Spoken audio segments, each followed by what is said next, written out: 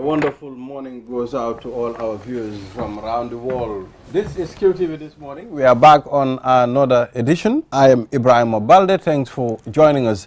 And I am joined by my colleague, Julde Njai. Julde, good morning. Good morning, Balde. How are you? Very good. How was your weekend? It was fine. I had fun. Mm. Yeah, I went to the beach for after a long time. Okay. And I had fun, alhamdulillah. And all right. What is fascinating about the beach side? Sometimes people will tell me, I went to the beach, I had a good time.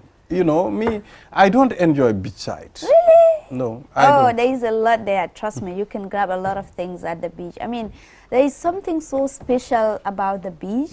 Like anytime you go there, you're relaxed, you're happy. And you could, you have more time for yourself to, think, analyze stuff and free your mind. So I actually like the beach. Do you think the beach can make you relax and free can. yourself? I think, for me, what I think about freeing myself, it's, it's about the person itself. For me, I can be at home and free my brain. I don't know. Most writers will tell you, like, they get the stuff better, they can imagine better, create it better when they are at the beach. Yeah, oh, really? For me, it's a different case. I don't know. Mr. Ade, what about you? I love the beach. You also love the beach? The beach. I really love the beach. Although I'm not sure that I go there for creative. But people go there to unwind, particularly if you work in an office environment or a closed-in environment all the time. All of a sudden, you go somewhere, you have the sand, you have the sea or the Atlantic Ocean, for example, as we do here. And it's fantastic. And you just let yourself go. You play football, you run, you swim if you can swim, just chill. If I go to the beach, I get, mostly I get this little slight headache all the time. Maybe the sun, because of, it might be sunstroke. No, it's the wind. Like it's the wind. Yes. Okay. For me, too much of wind on my head, okay, it gives me headache. Well, you know what the remedy for that? Grow some hair. You're completely bald. Oh, you see? So and I love it this way too. I don't like hair on my head. Grow some hair and you'll be fine. I will be fine. This is QTV This Morning. It's sponsored by Opticalia. Now we'll take a short break and acknowledge our sponsors. From there, then we'll take a look at the African proverb. So we'll be back. Medicalia is a high-quality clinic from Europe, which is now in the Gambia. Do you have an eye problem? Do you feel a hearing difficulty? Medicalia is here to ease the pain for you. The first and only hearing aid dispensing facility nationwide, where patients can be tested and treated to recover from their hearing loss. Fitted with latest generation equipment, our doctors can provide healthcare assistance for eyes, ears, nose, and throat. Common diseases like glaucoma or diabetic retinopathy can be diagnosed and followed up for fast and correct treatment. Make your appointment with the eye or ear, nose, and throat ENT specialist today to relieve any pain you might be feeling, as consultants are available daily. Contact us for more information. Visit us at Tropic Shopping Center near Senegambia from 9 a.m. to 11 p.m. every day of the week, or call us on 503-4411 or 7767-123. Medicalia, premium care, personal touch.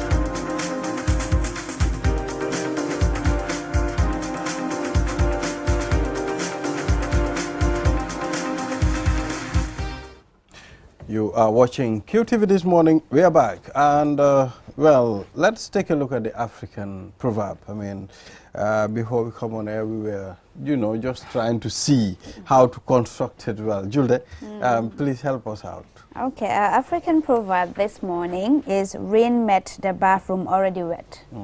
Rain met the bathroom already wet. That's our African proverb. Yeah. People say this in Wolof too. Taw dafa feka wanag bi tooy. Okay. And what does it mean when they say it in Wolof? What's the proverb trying to say? Well, I mean, I was perplexed, I must admit, but have a go. Well, there are things that from my own perspective. I mean, there are things that are not new to an individual. When a thing is not new to you, you are already used to it. Right. So it's like we all know bathroom. Yeah. Always, it's a place where you take shower and at the same time, you know, it's always wet. But it's also closed off from the rain. So what's the rain's business if the bathroom is wet already? Well, when they were constructing this bathroom, I think they were not talking about our conventional bathroom. They are talking about the old one, the open bathroom.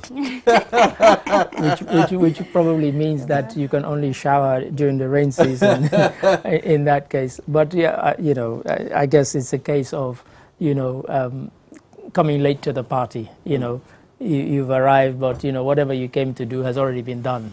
I guess in a sense that's what I got from it. But it did have me furrowing my brow and thinking, what exactly does it mean?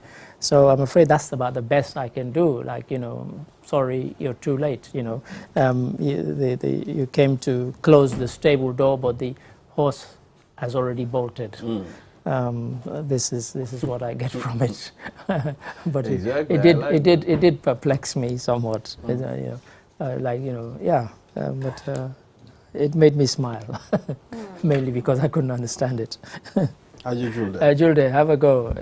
Julde always has an explanation. She's never stuck when it comes to Julde and Geneva Sonko. Geneva will not admit defeat as I have for this one. So please. Well, I have people from the control room that are joining the program at the moment. I am hearing them through my intercom. And what they is are their really having a good time. What is their interpretation? Yes, exactly, Julde. So for me, yeah, it's a crazy one. But okay, for me, it's like you have something in you, like something it's already in you, in your mind, and you know, it only needs some motivation perhaps. You know, you have a skill or a talent and it just needs some kind of little bit of crafting to actually make it perfect, but it's already in you. So we all got that as individuals, but if you, yeah, I mean, we always have some things in us. Everybody is creative in their own way. Yes. So the rain already met the bathroom, already wet. You already have stuff in you. It only needs a little bit of crafting for the people to actually know the greatness in you, exactly, to pull out that greatness in you. But it is already there because, I mean, yeah, the rain comes, but the bathroom is already wet. It does not wait for the rain to come to get wet. So it means like you have some greatness in you, but it always needs like for you to be motivated, for you to realize it, and then that's it. The wall is there for you to conquer. It's good. You know, when I said, growing up, I wanted to be a teacher. And one of the reasons I wanted to be a teacher is because I had some very good teachers. And the reason they were good teachers was because they knew how to pull out the talents that were latent in somebody. You had some teachers who their version of teaching was to look around the class. For example, let me just give the maths class as an example. They would always alight on the person who they knew could not answer the question, and they kind of embarrass that person. To me, that's not a good teacher. It happens a lot. Exactly. For me, the good ones were the ones who, when they noticed that, they would actually say to you after class, you know what, I saw you struggling with that. Let me tell you how to figure this out. But no, for some of them, they loved. I have a perfect example of that. Trust me, when I was going to school at high school, I'm not a maths fan. I hate maths. Like, I think I used to say that mathematics hated me as well.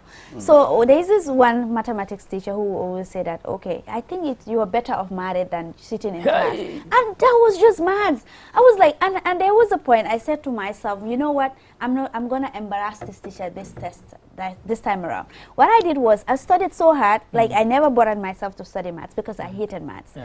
That test, I put it like everything that I had in that test, and I was the highest in that test, and he was amazed. He marked my paper and he was like, no, Julia can't score this. Yeah, so I was like, he marked it again. He came to class and said, this time around, I'm surprised that, you know, Julia got the highest. And I stood. I was like, Damadangam. Like, I was this like outspoken person who was just like let out everything that is in my mind. I was like, what you did was wrong.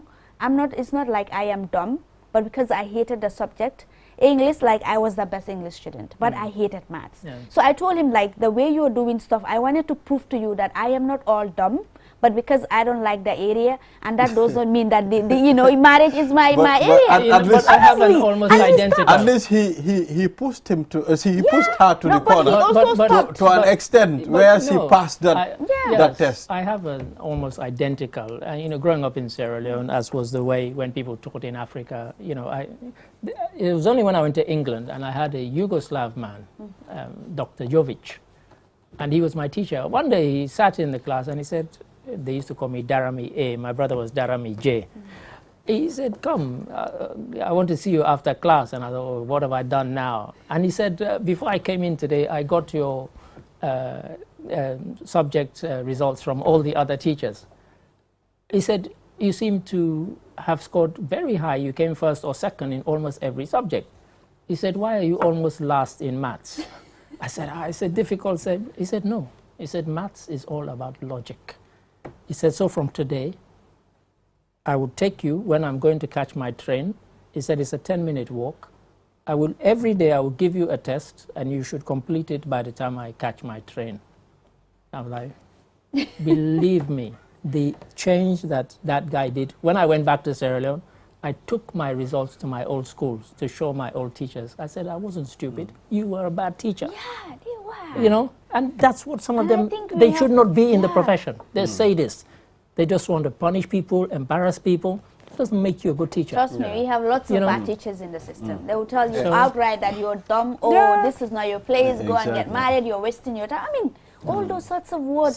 Seek the talent that person has and nurture it. That will make you a good teacher. Well, some people are very good. You know, it's just a matter of encouragement, encouraging them to do certain things. Find out what their talent is. Some of them were not able to do things because of fear. Yes, quite. You know, quite. Embarrassment. Sometimes they feel like, wow, maybe if I answer a question, my teacher is going to embarrass me. Well, you know, and you should never be in that position. You should never be in the position where you think, oh, if I answer this and I get it wrong. Yeah, because I used to get teachers who, oh, look at that stupid answer. Exactly, and I think like most of them. That's embarrassing. Of course, and that inhibits you from ever raising your hand again. Absolutely, and that really lowers our self-esteem as a people in this country, like because of the belief that you have, I am dumb, or I can't speak, or I cannot say anything right. You're always like muted at class, like you can't contribute, you don't say anything, and as a result, you grew up like feeling that you're dumb or you're not good enough.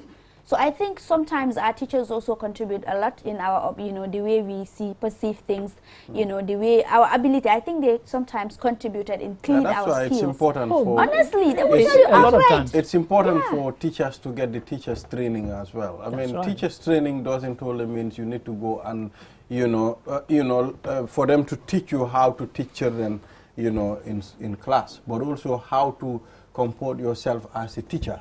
I think a teacher shouldn't have an attitude. You should be able to leave all your attitude at home and come to class, ready to teach you, because you are molding future leaders.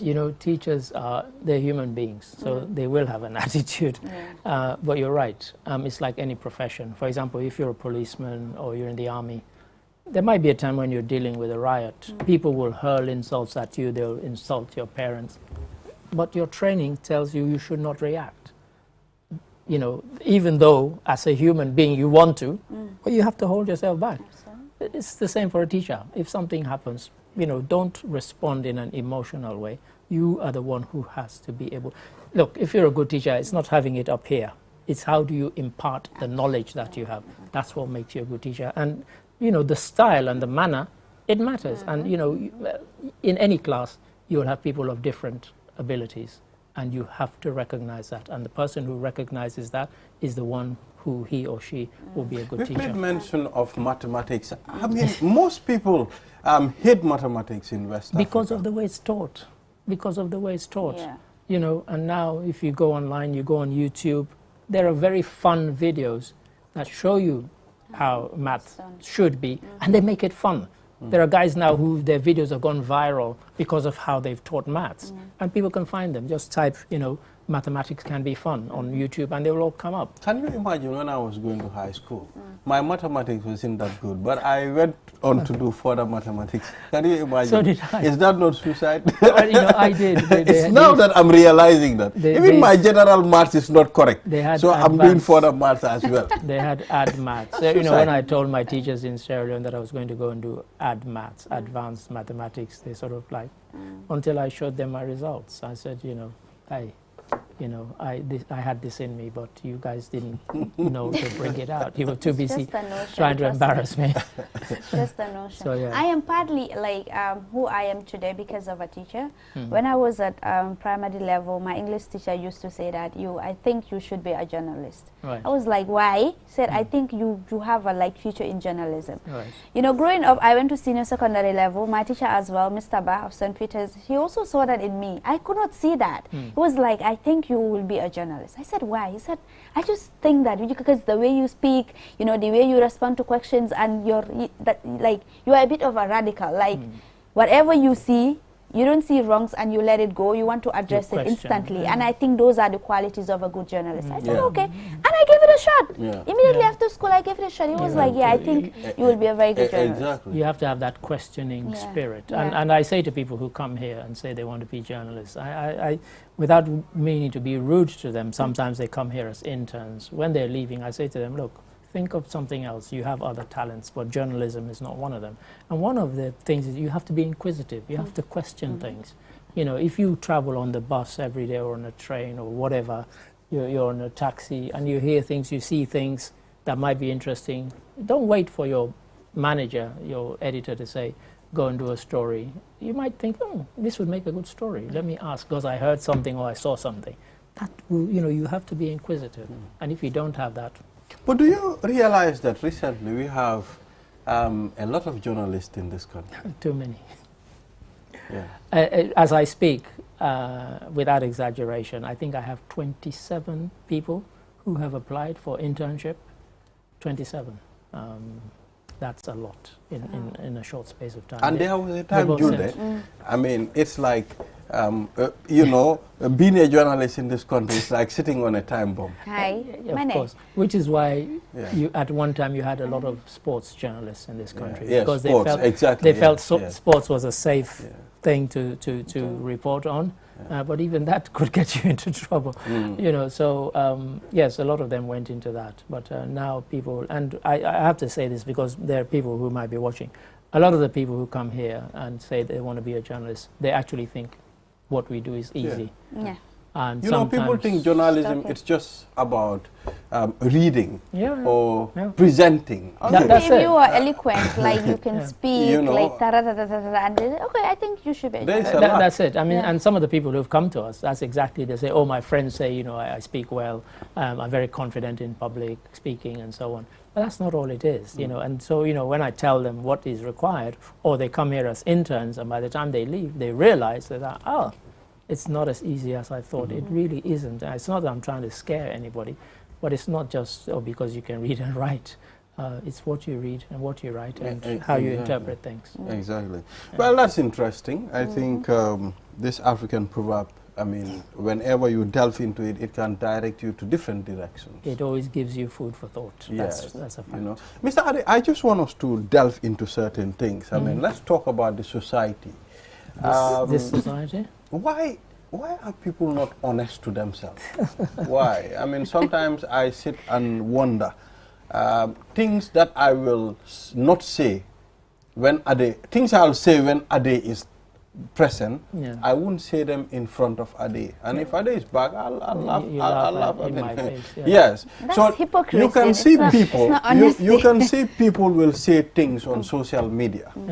You know, and when you see them interacting with the individual that these words were directed to, you will fear. At some point, I fear my. I mean, why are people not realistic? And is that the human nature? It is. And in fact, you started with the right question. Why are people not honest with themselves?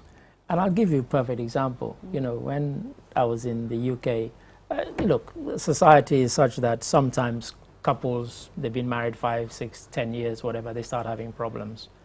And for some reason, they always saw me as somebody who they could come to with their problems.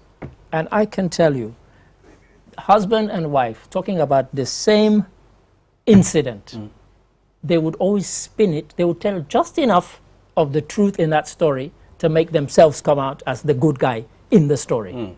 You get the husband, he'll come and tell you his side.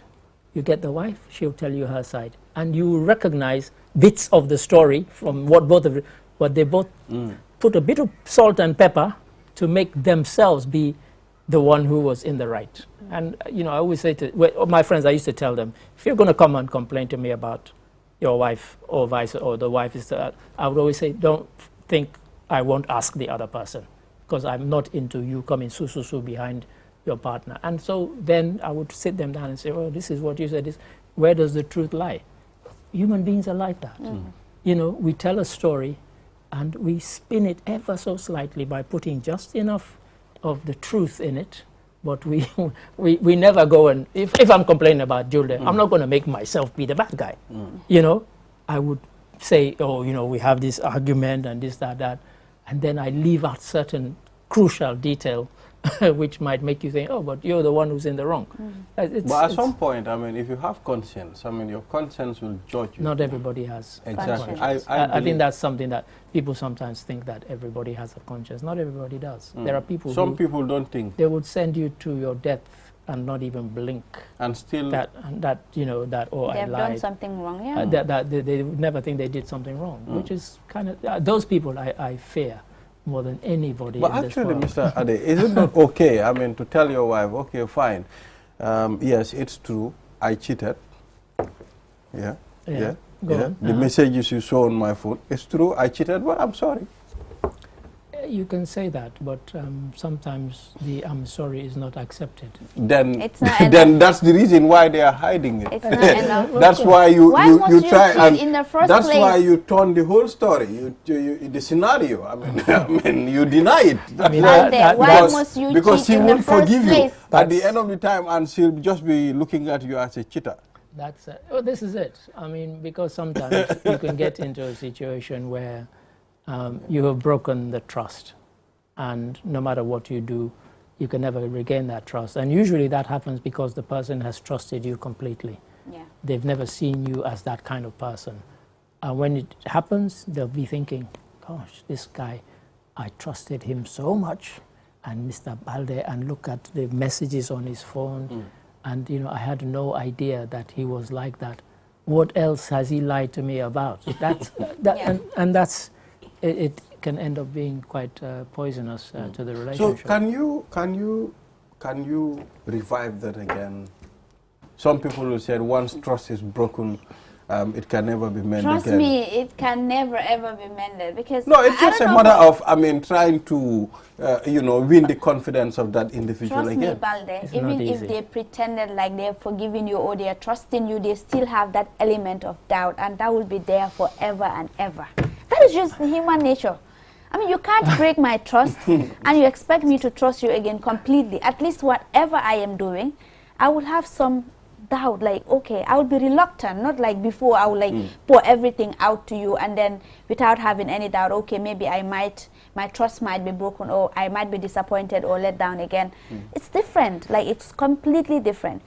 For now, you never heard anything bad coming from me to you, but once you did, like, you will be skeptical. Whatever I said to you, even I said that, well, you're a good person, or you'll be having in your mind that, hope she's not faking it. What has she said again? Yeah. So, I mean, that's human nature. You can't really... I mean, I was smiling when that was being said, because I didn't want to put my business out to the world, but I think there are instances where... Let's share. No. Let's talk about it. Where... no. Mr. Ade, you don't want to. Let's talk about it. At least not in this platform. Yeah. No, but just... I'm open for discussion. No. Just to answer the question generally, it's not so easy to get the trust back from that person once the trust is broken. And, I can definitely attest to that without saying too much more. No, the truth is, those ladies don't exist anymore. Ladies that will say, oh yeah, I know you cheated, but I'm sorry. They have never existed. I've forgiven you. They have never ever existed. The trust is back from day one. Money. I'll help you so that you don't cheat again. That has never existed. Sometimes men cheat because of their women. Look, It's As a never an woman, you don't know excuse how to comfort your husband. It's- Sometimes they go and cheat outside. Let's be Money, very it's honest. never an excuse to cheat on your wife. If a Or woman to is cheat bad, on them. it asks the husband is bad. Wherever you see a No, bad there woman, are know that men there that is a get no, very no, bad no. wives. No, There no, are no. good men. Trust me, I believe that Godly women men, generally, God-fearing men. You know? Balde, The, Mr. Ade, Yeah. I believe like generally women are soft, like they have a soft spot, they have a soft heart. We are also And soft. No, trust me. Look, we should- like we most should- of these women should- turn to monsters because of men. No, we should never generalize, because I know people who are, I know women, I know men who are friends of mine who have cheated. And so I never generalize. Absolutely. I So never I'm told generalize. time is already up. Cheating kai So what we is will do nowhere. now, I'm not saying you go and cheat. I'm not saying it. It's just a conversation on a platform. Should in case you cheat, there should Don't be go forgiveness. cheat and But justify don't it cheat. to your wife that Don't is expect- Balde who Don't said we break should that cheat. trust. Don't Don't ex- say Balde justify this. I'm not justifying any cheating is bad. It's Please. bad, and don't do it. Yes, you know. Well, we'll take a short break. After the break, then we'll talk to the Transport Union President and, of course, the Director General GCCPC, and, you know, on the MOU recently signed. We'll take a short break. We'll be back. Step into the Espas Motors showroom for your luxurious name brand vehicle. Located along the Bertil Harding Highway, Espas Motors is the Gambia's authorized dealer for Chery, Kia, Ford, and now we bring you the new Peugeot model 3008 SUV. 18-inch alloy wheels, 216 inches high ground clearance, keyless entry system, start and stop button, rear parking assistance system with reverse camera, adaptive cruise control with speed limit, LED daytime running lights, front and side airbags, 8-inch HD touchscreen. Not to forget our exquisite Peugeot Landtrek double cabin pickup with 2.1-liter diesel engine, 6-speed manual transmission 4x4, hill descent control, LED daytime running lights. Espas Motors, the authorized dealer for Peugeot. Visit us today or call us on 35-2222 or 353-4444. Do your banking the smart way with the new Aji Bank mobile app. Transfer money to any bank account in the Gambia. Top up airtime for all networks. Pay utility bills. Check your account balance and view mini statements. Request for ATM cards. Request for checkbooks and more in a single touch. So, do your banking in a smart way. Do your banking now with Aji Bank mobile app. Every time is banking time. Aji Bank, your investment partner.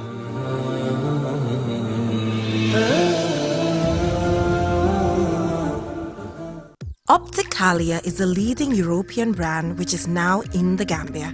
Are you looking for glasses? Then you have come to the right place.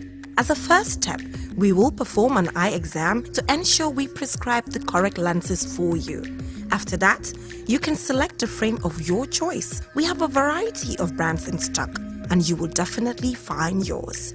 You can have the full package of frame plus lenses starting from $990 up to more for the most fashionable options. Once you find a frame you like, your lenses will immediately be edged by our lab technician. Within 30 minutes, you will be able to leave with your prescription glasses and a huge smile on your face. How amazing is that? Visit us at the Tropic Shopping Center near Senegambia from 9 a.m. to 11 p.m. every day of the week, or call us on 503-4411 or 7767-123.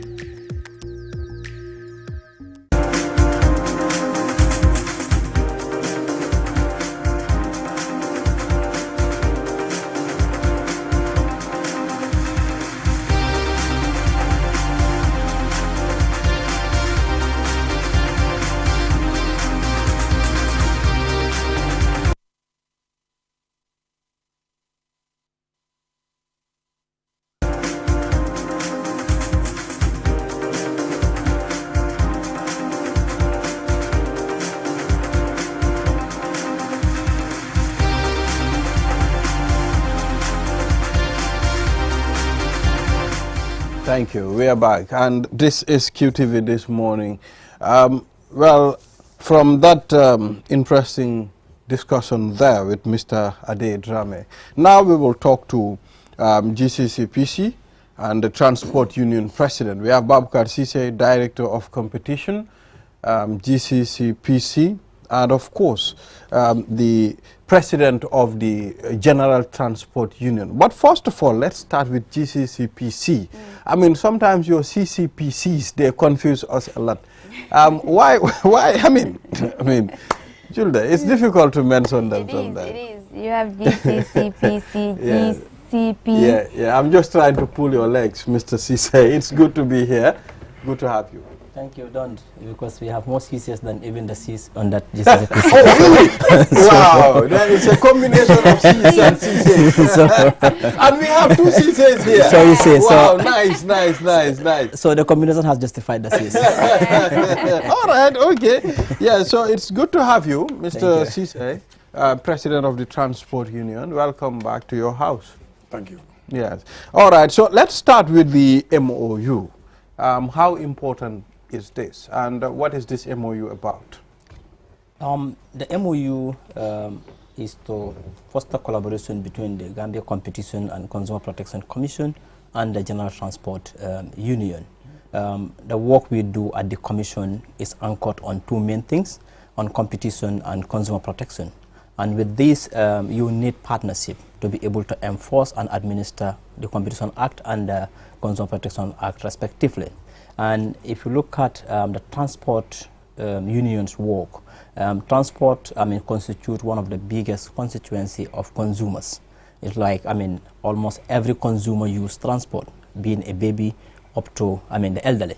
So for consumers within this sector to be protected, the protector, if I'm allowed to use that, which is the commission and the service provider, need to have a common ground where we all see the interests of that consumer through the same lens. That is, their satisfaction should be the end goal for both the Competition Commission and also the General Transport Union. So with this, we feel it is important, for us to come together with various, pillars of the, MOU, which could help consumers in general to be protected. Protected from what or from who? Okay. Protected, in different veins. One could be even on the actions of the transporters themselves, but also if you look at, transporters are everywhere within this country. And in order for me, for instance, let me give one example. One of the violation of the Competition Act and also the Consumer Protection Act is hoarding. Hoarding means artificial shortage of goods and goods generally. Today, the Commission will not be at everywhere, but they do transport these goods. If there is a seemingly, shortage of a product, the Transport Union could be able to tell us, no, but we've transported this much. At this time, we don't think, there should be that shortage. Two, also, just of recent, which was last year, the Transport Union helped us as a commission where some drivers were involved in cheating on the weight, the content of the bag of rice. What they were doing was, as they were transporting these bags of rice, they would take about 5 kilos from each of these bags and transport it in another bag. We were not there, but the Transport Union helped to tip us, of this action of some of their members, which the Commission took the right step with the Gambia Police Force to ensure that the consumers are protected. So with this, that's why I said it is not only in the bus you enter or the gele you enter, but even the food that you put on your on your table, they have a very big role to play as transporters. So tell us, like, the role of the GCCPC. What's your role and mandate? Okay. Again, we've been saying it here. The Commission, we have two major roles, as I indicated. With the Consumer Protection Act, our main role is to protect consumers from misleading and unfair business practices within the market in all sectors of the economy. With the competition is to ensure that there is healthy competition within the economy. To put it simply, we all know the Gambia runs a free market policy. So the commission is established to police that free market policy, to ensure that the tenets of free market is respected by both private players, the public, and even the government itself. So these are the main mandates of the commission. So for the consumer protection, we administer the consumer protection, whilst the judiciary, which is the consumer protection tribunal, enforce the act. So when consumers' rights are violated, they complain to us. We use ADR, that is alternative dispute resolution, to mediate between service providers or suppliers of goods, businesses, and the consumers. If it fails, then we pose it to the tribunal. But for the competition, once we suspect anti-competitive behaviors, we investigate. If we find them wanting, we pose it to the board. We serve as a quasi court, and then they take their judgment as so Omar, what do you seek to achieve from this MOU? Thank you, Julde. I think the General Transport Union and the GCCPC, we have been working for past years. This MOU just to formalize our relationship. Because you can recall in 2021, our last proposed sit-down strike, they are the biggest negotiator in this, discussions. We call them secretariats. That's why the GTU and the government have a MOU, led by the consumer protection, so that the consumer can be protected. So that's why now we have that coordination within the government. We know what is the terms and conditions, how to work together. So that's why the past years, to have a pre-sit down or whatsoever is going to be very minimal, because we have that coordination that's caused by consumer protection. At the same time, if you ask a consumer product, who are the consumers? We are the consumers. So we are every area, according to him, that is the hard fact. So we will work together so that we can serve the government people. Because sometimes we also see something we think that is unfairness in terms of business, in terms of holiday whatsoever, so that we can share our responsibility, we can work together so that we can serve the government people. Because, for example, we have been saying in those days, you see businessmen like the competition aspect, bring his good through the government port authority, pay all relevant duties, end of the day, go to the market. You see somebody come from, bring his good, he pay duty. You want to compete with that guy. End of the day, you don't have flat branch game, because the impact, because the other guy already pay his duties, this other guy didn't pay anything. So they cannot compete at the market. So end of the day, you're going to kick other one out of the market. And number two, in terms of the warehouses, we are everywhere. Sometimes we see some things we feel that is not, it's not beneficial for the government people. So we will share information with them so that they can be experts on that subject matter, so that we can serve the government people. So it's going to make our relationship easy, and at the same time, they're going to build our capacity of the members of GTU, so that they will know what are the issues about offenses or those areas. So we are working on that. Okay. So we feel this is very important, not about the fair in terms of the serving government people, because we feel government people they are victims on the subject matters now. Okay, so that is why I asked Mr. Cisse, like, what is the role of GCCPC? Because I needed to know first because I was like, when you talk about the MOU with the Gambia Transport Union, and of course you're talking about protection of consumers, I was wondering, is Gambia Transport Union, are they the right authority to actually partner with Inter when it comes to consumer protection? I mean, we have ports who are responsible to bring in goods and services in the country, and it has a lot of impact. That is why I was wondering, are they the right people? Obviously, yes, they are the right people to partner. Okay. I mean, most especially coming from the private sector. Yeah. I mean, the commission can sign MOU with both public and private sector. Yeah. I mean, just as we have with PURA as a sector regulator. I mean, on others. Because I mean, what is an MOU about? It's just to smoothen the relationship, but also to enhance your operations. And the commission, as he said, in fact, I'm happy that he brought it up. We've been seeing frequent, strikes going on. And who is affected in these strikes? Is the consumer. It's you and I. And he himself included, because he's also a consumer. So you want to come to work, you cannot come to work. Our children want to go to school, they can't. Do we allow the transporters and then the securities to be chasing each other on the street? No. We said at any given point in time, we can share the table and see each other in the eye as Gambians, and arrive at a conclusion. This, we were there as Gambia Competition and Consumer Protection Commission. We have the Ministry of Interior, we had Ministry of Transport, and also even Port was part of this. We also had, Ministry of Trade. We were able to arrive at a general consensus, which led to an MOU, of which I'm happy he acknowledged the participation of, the contribution of the Commission in this. But we did not only stop there, we even went together to Dakar to see how they also manage even the port in Dakar. Today, I can tell you there are some of the improvement in the management of the port. It came out of that. That is why even, the frequent strike at the port has also minimized through transport.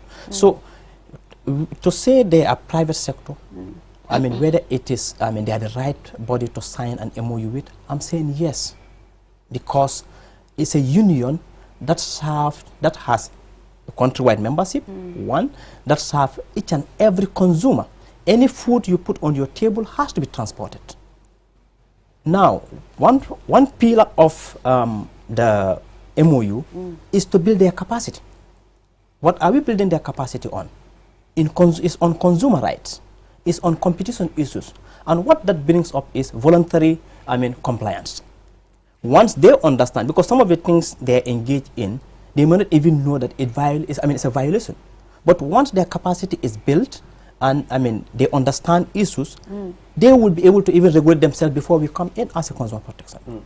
So, and to get the general body, it is easier to enter the, through the executive. So this is why when we saw, the need, we realized it is important to have this MOU with the General Transport Union to ensure that that part of transport is secured for consumers, for consumer welfare to be enhanced. So definitely they are the right people, to sign. So what are some of the key points on the MOU? One of the key points, as I indicated, one is to, build capacity, and another is to share information. Because sharing of information, if you look at the size of the commission, we don't have more than 35 staff. We are based in Kotu, which is within the Greater Banjul area. For the transporters, they are all over the country. Once they understand that A, B, C, D are anti-competitive, anti-competitive practice, they'll be able to help us with those information. But once we realize that they're about to step into the wrong footing of the act, we can call them. So, for this... Hope there won't be any conflict of interest. Because we know in this country, transportation increases like no man's business. Like, it just goes. When fuel is increased, Omar and his people will say, okay, we are going for sit-down strike, and transport fares have to be increased. So in that cases, how are you going to protect the consumers when you are in partnership, working in close collaboration with the Gambia Transport Union? Thank you for that question. In fact, you are already protected. Really? Yes, that is why we had this MOU again between the General Transport Union and government. What the MOU has is, MOU has already put on the formulas through which transport fares could be increased. Today, Omar cannot just jump and say, fuel price has gone up, we are going to increase. But us too, we cannot just jump and say, fuel price has gone down, we have to reduce. Through the MOU, there are percentages that it needs to reach for us to even sit on the table to negotiate. So it has already been formalized. Before, just as you said, when there is $2, $3, $10 increase on fuel, you'll hear transport union saying, okay, we are going on strike because we need, it. But now, all those have been formalized. So I'm saying, to be conflicted, once we sit, there is already a document signed between government, this bigger than the commission now, of which the commission is part of, and the General Transport Union. And when we sit, is to look at the document to say, no, we've not reached that percentage yet. So. Okay. Call it off. So Omar, you did mention that, Mr. Sise actually mentioned that earlier on, that, some of the drivers, were reducing the bag of rice, taking 5 kilo from it. What was done? We get the information from our operation team. These PFS have been happening. Okay. So we engage them through our discussion so that they can monitor exactly know exactly what is happening. So one day, they suspected one of the vehicle is involved in that type of situation. So that time, my way going home, they called me. Vehicles were giving little bit the vehicle numbers, details. So I informed the police at the checkpoint so that they can apprehend the vehicle and we can do research. So our vehicle arrival, we do little bit investigation. We come across that activities have been going on. So we can say each 50 bags, they remove 5 bags from 50 bags. So that means 100 bags, you have 10 bags from 100 bags. So immediately we informed the Gambia Police Force. The guy was arrested. And we informed the consumer protection so that they can come and do it at the end of the day. I know they took the right steps. So, and also sometimes, I'm a driver as a professional. I used to go to my warehouses. I did some issues have been happening there. I would never know that was a crime. But now during the activities, that collaboration, I know those issues are, packaging, etc. So these are happening in this country rampantly. So whether it's at the right product, at the right, bags or not. So these are the things. And number 3, how to share information. Some issue we didn't know. We can inform them. They can do their findings. They can, come with their final, recommendation whatsoever. So we want to work together to serve the country. Because for us also as a union, we don't want to reach this protest or whatsoever. Always we will have a dialogue with the government. That dialogue is the most important aspect. But sometimes if government, it will come, we will use our other means. But in this MOU, always consumer protection, you're going to meet catalysts. So see, what is the challenges? Okay. And what we can work together to serve it. We want to formalize transport from the informal to formal. So it's not step by step. But to be honest, we have been working for past years. I know now we come and formalize it. But we are series of information together. Okay. We want to see the government still be served because those victims at the province is our families, it's our moms. So we all need to collaborate to work together to show that the end users can be benefit from it. This on what is happening, most of the people who consider about the fair. It's just minimal thing in that MOU. But also we are working with the consumer, with the government, so that we can regulate it. That's why we have the MOU. Today, you come last time, you have been used for $2. What are you waiting? But I know we don't reach the stage. But if we reach that percentage, government will call automatically, we will look into that matter and discuss it. So today, if we have an increase for that $, we also cannot do anything until we obey that percentage. Now you can discuss and disagree and agree until I find a consensus. Exactly. I was about to ask Mr. Sise, because he said they have less than 40 staff. One would wonder, how protective are you of the consumer? Because every now and then we hear consumers complaining about the type of foods, about prices, about the GSM operators, about everything in this country. But hardly do you hear the consumer protection coming forward to address these issues. So how protective are you of the people? I'm happy you said hardly do you hear, but you've been feeling it. How protective we are, the numbers matters, but sometimes the strength is not in the numbers, it's in the collaboration you do. Okay. When it comes to, how is it called, GSM, there is a sector regulator called PURA. We work with PURA to ensure that your concerns in that sector is addressed. When it comes to pricing, I've been here severally discussing about this pricing and what the Commission has been doing. Once we see price moving, I don't need to be in all over the country to know how is it called, what it is. What we've instituted in the Commission to ensure that the price is fair enough is what we call a market surveillance. This market surveillance is bi-weekly. Every 2 weeks, you have a team, despite the size, that goes to Banjul Market, Birkama, Serakunda, and Coastal Road Market, and be collecting prices on these essential commodities. Where we see a bigger disparity, because where we start the collection is from the CIF. The CIF is cost of importation up to the ports of Banjul to your table. So in each of the products, in any product that we see a bigger disparity, we mount our investigation on that product to see whether it's as a result of any anti-competitive practice. This has been going on. That is why today, yes, prices are high compared to what they've been before 2020. But if you look at prices in the Gambia compared to the sub-region, anybody could do the comparison. Gambia is fair, trading fairly compared to the sub-region. This is because whether you know it or not, the businessmen know every 2 weeks somebody will come and knock at your door to check on the prices of these essential commodities. So this has been going on since 2020 because we brought this thing in when the supply chain was being disrupted by COVID.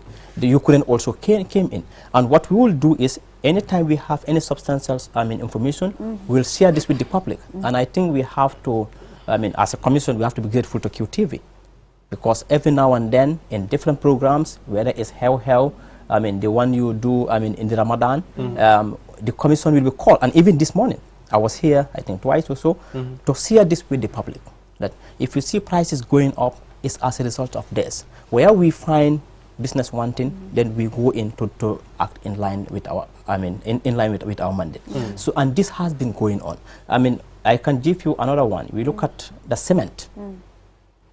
Some 2-3 months ago, we were hit by shortage of cement and high price. All of a sudden, we saw it normalizing. What was it? The commission was behind this. Because what we do is, if it as a result of an anti-competitive behavior, we use our mandate to solve this. But if it is as a result of the mandate of another institution, we call the institution to say, based on our investigation, we found that prices are going up because of your mandate. What we found out at that time was the exchange rate. And what we did was, we recommended to central bank to say, we've seen the exchange rate having, influencing almost all of these commodities we have been looking for from 2020 to now. So what we need is, as per our recommendation, is to conduct a thorough research on this exchange rate issue, but also control the activity of the black market, so that this exchange rate effect could be dampened. The other time we looked at it because as a result of government policy, when government came in to say there is an embargo on the importation of bag cement, this is what led to the price increment. We had only 3 who could, that is Gasem, Salam and Ja, which is Tiger, that could not supply the whole country. When we did our assessment, we found out that in fact, if you think it was bad here, you've not gone to the provinces. It was worse there. Exactly. We advised to say it was because of this. Yes. So we've been protecting the consumers on, this periodically. And as I said again, thanks to QTV, anytime we're invited in case like this, we share with the public. Exactly. We are partners. And I am already told time is up. And I'm afraid I'll just allow you people to say finally, Mrs. I hope you're going to be very serious when it comes to the MOU because we sign MOUs and we are not very committed. For me, my MOU is it's not a just mere document. You will try to work on it so that we can deliver up to our expectation. So we will thank the GCCPC, led by Mr. Sisi and my colleague Mr. Sisi again. You people, I don't understand. The CCs. We will investigate. So inshallah, the purpose of this is to work together to serve the government people, to serve the consumers. We are the consumers. So anything we can do, we already have a discussion with our national committee so that we can inform them about the MOU and what we expect from them. Inshallah, we try to deliver up to our expectations. Okay, all right. No sit down strike now. Yes, thank you very much. Thank you very no sit down strike from the Transport Union again. That is part of democracy. It's part of good governance. All right. Thank you very much, Julde. This is all we have. And we'll be connecting to the Commission of Inquiry. And, this is all we have for you until we come here again tomorrow. Have a wonderful day. Bye-bye.